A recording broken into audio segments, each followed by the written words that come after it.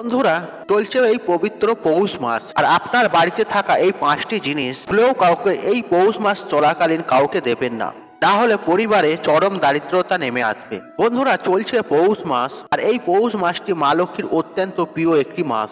তাই এই মাসে গৃহস্থ বাড়িতে ঘরে ঘরে মা লক্ষ্মীর বিশেষ পূজা অর্চনা হয়ে থাকে, এবং এই মাসটিতে কিছু কিছু জিনিস এবং ঘরের জিনিস সেগুলো যদি আপনি ভুলবশত আপনার আত্মীয় স্বজন ও পাড়াপড়শিকে বা আপনার প্রতিবেশীকে বা কোনো প্রয়োজনীয় মানুষকে দিয়ে থাকেন, তাহলে কিন্তু হিতে বিপরীত ফল পাবেন। আর দেওয়ার ভালো ফল তো আপনি পাবেনই না, আর তার সাথে সাথে আপনার সংসারে দারিদ্রতা নেমে আসবে ও অর্থকষ্টর করাল ছায়া দেখা দেবে। অর্থাৎ সেই জিনিসগুলিতে মা লক্ষ্মীর বসবাস। আপনি যদি নিজে হাতে করে বাড়ির মা লক্ষ্মীকে অন্যের হাতে তুলে দেন বন্ধুরা, তাহলে আপনার পরিবার হয়ে যাবে লক্ষ্মী ছাড়া। আর মানুষ ভুলবশতই এই সমস্ত কাজ করে থাকেন, এবং তার ফলস্বরূপ তার পরিবারে নেমে আসে নানা প্রকারের আর্থিক সমস্যা। আর তখন সেই ব্যক্তি ভাবে যে আমি কি এমন ভুল কাজ করলাম যার ফলে মা লক্ষ্মী আমাদের ওপর অত্যন্ত রুষ্ট হয়ে গেছেন। বন্ধুরা, আর কিছুই নয়, মানুষ ভুলবশতর জন্যই এই সমস্ত কাজগুলি করে থাকে। আর বন্ধুরা, আজকের ভিডিওটি যদি আপনারা সম্পূর্ণরূপে দেখেন, তাহলে আপনারা বুঝতে পেরে যাবেন আর পৌষ মাস চলাকালীন কি কি জিনিস বাড়ি থেকে ধার করা বা দান করা বা কাউকে দেওয়া বা ধার দেওয়া একেবারেই উচিত নয়। তাই বন্ধুরা, আপনি যদি কখনো এই কাজগুলি করে থাকেন, তাহলে আজকেই আপনি এই সব কাজগুলি বন্ধ করে দিন। চলুন বন্ধুরা, ভিডিওটি শুরু করা যাক। তবে ভিডিওটি শুরু করার আগে ভিডিওতে একটি লাইক করে মনের ভক্তি শ্রদ্ধা রেখে কমেন্ট বক্সে জয় মা লক্ষ্মী লিখে কমেন্ট অবশ্যই করুন।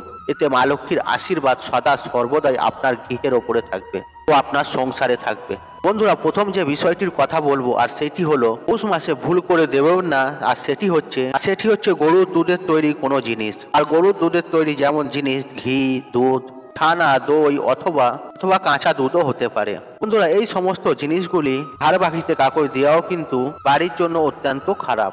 আর এই জিনিসগুলি কখনোই কাকই ধার বাকিতে দেবেন না, দান হিসেবে করবেন না।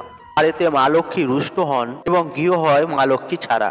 বন্ধুরা, আমাদের সনাতন ধর্মে দান ধর্মের একটি বিশেষ গুরুত্ব আছে। আর দান ধর্ম অত্যন্ত একটি পবিত্র ও পূর্ণ কর্ম বলে বিবেচিত আমাদের ধর্মে, এবং বিশেষ বিশেষ তিথিতে দান করলে অধিক পুণ্য অর্জন হয়। কিন্তু সমস্ত কিছুর একটি নিয়ম বিধি আছে। আর আপনার রান্নাঘর বা ভাড়ার ঘরে মা লক্ষ্মীর বাস বা অন্নপূর্ণার বাস, সেখান থেকে আপনি দুধ, দই, ঘি বা কোনো সাদা জাতীয় জিনিস কাউকেও ভুলবশত দান করবেন না। আর আপনার যদি কাউকে দেওয়ার অত্যন্ত মন হয়, সেক্ষেত্রে আপনি দোকান থেকে জিনিসটি ক্রয় করে তারপর সেই ব্যক্তিকে আপনি দিতে পারেন। আর আপনার ঘরের ভান্ডার থেকে দুধ, দই, ঘি দেওয়া অত্যন্ত অশুভ বলে বিবেচিত করা হয়। তাই এই বিষয়টি বিশেষভাবে খেয়াল রাখবেন। বন্ধুরা, দ্বিতীয় যে জিনিসটির কথা বলবো পৌষ মাস চলাকালীন কাউকে দেবে না, সেটি হচ্ছে লবণ। লবণ, সাধারণ লবণ বা সন্ধক লবণ, আর যেই লবণই আপনি ব্যবহার করুন না কেন, সেটি কিন্তু মা লক্ষ্মীর প্রতীক হিসাবে ব্যবহৃত হয়। আর একটি ঘরের বাস্তু দোষ দূর করার জন্য শুভ প্রভাব বিস্তার করে কিন্তু এই লবণ। আর লবণ যেমন ধারে কার কাছ থেকে নেওয়া অত্যন্ত খারাপ, ঠিক সেরম ভাবে ধার দেওয়াও কিন্তু অত্যন্ত খারাপ। আর যদি কোনো আপনার প্রতিবেশী এসে আপনার সাথে লবণ চায়, তাকে আপনি সরাসরি লবণ দেবেন না। আর তাকে আপনি জোরহাত করে বলুন যে লবণ দেওয়া আমাদের পক্ষে সম্ভব নয়। আর লবণ হচ্ছে মা লক্ষ্মী, তিনি যেন লবণটি দোকান থেকেই সংগ্রহ করে নেন। আর যদি কেউ আপনার কাছে লবণ চাইতে আসে, তাকে আপনি ফিরিয়ে দিন। তাকে আপনি মোটেও এই লবণ ধার দেবেন না। আর আপনি যদি ভুলবশত দিয়ে থাকেন, তাহলে এর ফলে আপনার সংসারে অভাব অনটনের করল ছায়া দেখা দেবে। বন্ধুরা, তৃতীয় যে জিনিসটির কথা বলবো, এটা আপনি পৌষ মাস চলাকালীন কাউকে দেবেন না বা না দেওয়ার বিশেষভাবে চেষ্টা অন্তত করবেন, আর সেটি হচ্ছে টাকা পয়সা ধার দেওয়া। হ্যাঁ বন্ধুরা, আপনারা ঠিকই শুনছেন। আর টাকা পয়সা অকারণে ধার দিলে সম্পর্ক খারাপ হয়, আর সম্পর্কের মধ্যে শত্রুর কোরাল ছায়া দেখা দেয়। আর আপনি নিজেই বিচার করে দেখবেন। আর টাকা পয়সা ধার আমরা তাকেই দিয়ে থাকি যারা আমাদের পরিচিত, হয়তো আমাদের বন্ধু বান্ধব, আত্মীয় স্বজন। আর যাদের প্রয়োজন আছে তাদের ঘরেই দিয়ে থাকি, এবং যাদের প্রয়োজন নেই অভ্যাসবশত ধার চাইতে থাকেন। বন্ধুরা, মানুষ প্রয়োজনে হেল্প করে, কিন্তু বন্ধুরা সবসময় হেল্প করা সবসময় সম্ভব নাও হতে পারে। আর মানুষের স্বভাবই এরকম, আপনি যতক্ষণ তাকে সাহায্য করবেন ততক্ষণই তার কাছে আপনি প্রিয়। আর যেদিন আপনি সাহায্য করতে পারছেন না, আর সেদিন থেকেই আপনি অপ্রিয়। আর এরকম অনেক দেখা যায় যে সম্পর্কগুলো ভালো ছিল, আর যিনি যখন ধার নিয়েছে এই টাকা ধার দেওয়ার সময় ফেরত দিতে পারলো না, তার ফলে ঝগড়া, অশান্তি, বিবাদ, ঝামেলা, সম্পর্ক খারাপ হয়। আর এই পয়সা সবাই কষ্ট করেই উপার্জন করে। তাই আপনার রোজগারের পয়সা আপনি যদি কাউকে দিয়ে থাকেন আর তিনি সময় মতো না ফেরত দেন, সেটা কিন্তু খারাপই লাগবে এবং সম্পর্ক খারাপ হবে। বন্ধুরা, ধার দেওয়া বা নেওয়া এগুলো কিন্তু অত্যন্ত খারাপ জিনিস, আর এতে সম্পর্ক খারাপ হয়। আর এগুলো বন্ধ করুন। আর মানুষ নিজের দুর্ভাগ্যের জন্য নিজেই দায়ী হয়, তারপর ভাবে আমরা এত পূজা অর্চনা করি, ভগবানকে ডাকি, ব্রত পালন করি, তাতেও কোনো লাভ হয় না। আর আমাদের নিজেদেরই কিছু কাজের জন্য আমাদের কপালে দুর্ভাগ্য আসে। তবে হ্যাঁ বন্ধুরা, আর যদি কারো সত্যি প্রয়োজন হয় বা মেডিকেল এমার্জেন্সি বা অ্যাক্সিডেন্ট যদি হয়ে থাকে এবং প্রচন্ড পরিমাণে পয়সার প্রয়োজন, সেক্ষেত্রে আপনি এই কাজটি করতে পারেন, সেক্ষেত্রে কোনো দোষ নেই। বন্ধুরা, এরপর যে জিনিসটির কথা বলবো আর সেটি হচ্ছে সর্ষে বা সর্ষের তেল। বন্ধুরা, সর্ষে এমন একটি জিনিস যেটি কাউকে ধার দেওয়া উচিত নয় এবং কারোর বাড়ির থেকে ভুল করেও নেওয়া উচিত নয়। আর এটি কিন্তু বাড়ির বাস্তুতে অত্যন্ত খারাপ প্রভাব অনুভব করে। আর সর্ষে এমন কোনো প্রয়োজনীয় জিনিস নয় যেটি ছাড়া আপনার এক্ষুনি লাগবে, কখনোই আপনি এই জিনিসটি কাউকে দেবেন না বা নেবেন না। আপনার যদি দরকারি থাকে আপনি দোকান থেকে ক্রয় করে আনুন। আর এই সর্ষের তেল পৌষ মাস চলাকালীন ভুলবশত কেউ চাইতে আসলে কাউকে দেবেন না। আর এই জিনিসটি ধারে দেওয়া একদমই চলে না। তবে বন্ধুরা, আমি বলে রাখি, আপনাদের যদি কেউ এক বাটি সর্ষের তেল দিয়ে থাকে তা আপনিও কখনো নেবেন না। বন্ধুরা, পৌষ মাসে ভুলেও আপনার ঠাকুর ঘরের জিনিসপত্র কাউকে দেবেন না।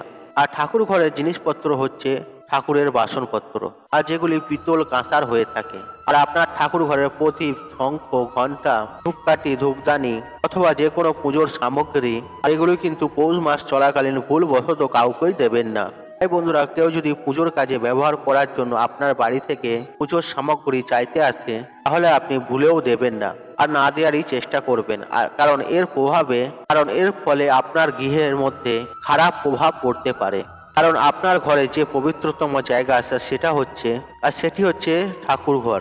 আর এই ঠাকুর ঘর আপনার ঘরের বাস্তুতে সবসময় ইতিবাচক শক্তি সঞ্চয় করে থাকে।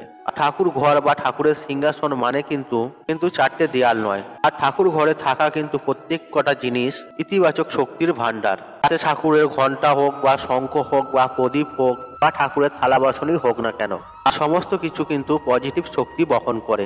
আর এই পজিটিভ শক্তিগুলোকে যদি আপনি বাড়ির বাইরে অন্যের কারো হাতে তুলে দেন, তাহলে কিন্তু আপনি আপনার ঘরের পজিটিভিটি কাউকে দিয়ে দেবেন এবং তার বাড়ির যে ঊর্জা সেটি বাসনের মধ্যে মাধ্যমে আপনি পাবেন।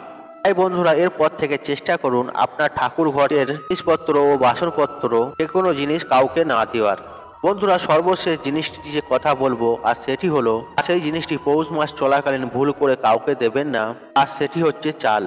হ্যাঁ বন্ধুরা, আর এই চালকে মা লক্ষ্মীর প্রতীক মানা হয়, আর এই চালকে স্বয়ং মা লক্ষ্মীও মানা হয়। আর চাল ঘরে যদি বাড়ন্ত হয় বা শেষ হয়, তাহলে আমরা বলি চাল বাড়ন্ত হয়েছে। আমরা কখনো চাল শেষ হয়ে গেছে এটা বলি না। এই চাল কিন্তু বাড়ির থেকে কাউকে ধার দেওয়া জিনিস নয়। তাই বন্ধুরা, এই পৌষ মাস চলাকালীন ভুলেও কিন্তু চাল কাউকে দেবেন না। এতে মা লক্ষ্মী রুষ্ট হন এবং মা লক্ষ্মী আপনার গৃহ ছেড়ে সেই চালের সাথে কিন্তু তার গৃহে চলে যান। এবং মা লক্ষ্মী যদি আপনার উপর রুষ্ট হন আর যদি আপনার উপর থেকে মা লক্ষ্মীর আশীর্বাদ চলে যায়, তাহলে বন্ধুরা আপনার সংসারে কিন্তু চরম দারিদ্রতা নেমে আসবে। আর যদি কাউকে চালের প্রয়োজন হয়, তাকে আপনি কিছু চাল দোকান থেকে ক্রয় করে দিতে পারেন। আর ভুলেও কিন্তু আপনার গৃহ থেকে চাল কাউকে দেবেন না। বন্ধুরা, আপনার সদিচ্ছা যদি থাকে তাহলে আপনি কিন্তু কোনো মানুষকে সাহায্য করতেই পারবেন। আর তার জন্য জরুরি নয় যে আপনার রান্নাঘরের চালের বস্তা থেকে আপনাকে চাল দিতে হবে। আর আপনার যদি ইচ্ছা হয় কাউকে সাহায্য করার, তাহলে আপনি দোকান থেকে চাল কিনেও তাকে সাহায্য করতে পারেন। আর আমি বলছি, রান্নাঘরের যে চালের ভান্ডার থেকে যে চালের যে পাত্র আছে, আর সেখান থেকে আপনি কাউকে চাল দেবেন না। অর্থাৎ বন্ধুরা, আপনার ঘর থেকে চাল বার করবেন না। আর দোকান থেকে কিনে আপনি কাউকে সাহায্য করতে পারেন। আর যদি আপনার এটা ইচ্ছা হয় যদি কাউকে আমি সাহায্য করব, কারণ মানুষই মানুষকে সাহায্য করে, আর সেক্ষেত্রে আপনি সেইভাবে সাহায্য করতে পারেন। এবার অনেক বন্ধুরা হয়তো বলবেন, আর যদি বাড়িতে ভিক্ষুক আসে তাদের পক্ষে আমি কি করব। বন্ধুরা, বাড়িতে যদি ভিক্ষুক আসে তাকে চাল না দিয়ে আর আপনি চেষ্টা করবেন তাকে বসিয়ে কিছু খাওয়ানোর, আর তাতে কিন্তু কোনো অসুবিধা নেই। আর তাকে আপনার যে বাড়িতে রান্না হয়েছে আপনার সামর্থ্য অনুযায়ী তাই দিয়ে আপনি তাকে খাওয়াতে পারেন।